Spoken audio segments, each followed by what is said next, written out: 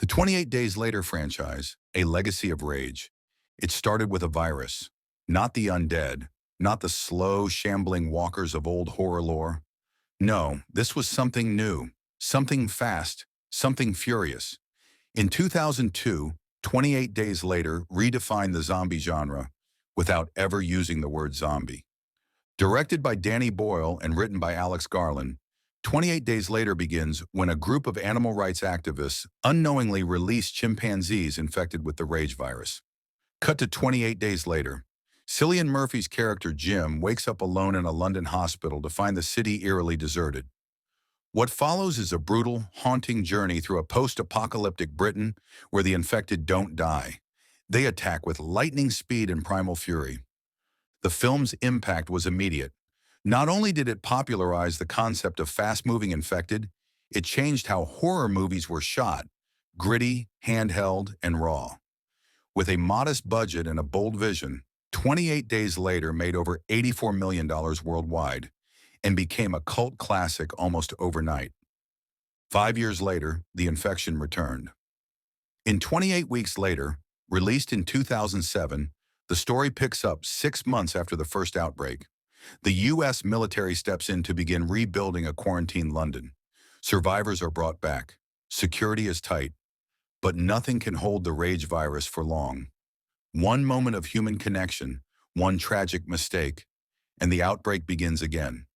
This time, the scope expands. With a new cast including Robert Carlyle, Rose Byrne, Jeremy Renner, and Idris Elba, 28 Weeks Later leans harder into action and global consequences. The film was a commercial success, pulling in over $60 million and proving that the franchise had staying power. But for years after, the series went silent. Rumors of a third installment floated around for over a decade, until finally in 2024, confirmation came. 28 years later is officially happening. Now in development as a trilogy starting with Part 1, 28 years later will see original director Danny Boyle and writer Garland return. Cillian Murphy is also on board, this time as an executive producer, and potentially reprising his role. The story is expected to pick up decades after the original outbreak, exploring a world that has lived with the rage virus for a generation. The cast is already making headlines, with Aaron Taylor-Johnson, Jodie Comer, Ralph Fiennes, and Jack O'Connell attached to lead the new chapter. Filming is underway, and the excitement is building. The 28 Days Later saga has never been about traditional horror. It's been about human fear, human failure, and the brutal reality of survival when the world collapses.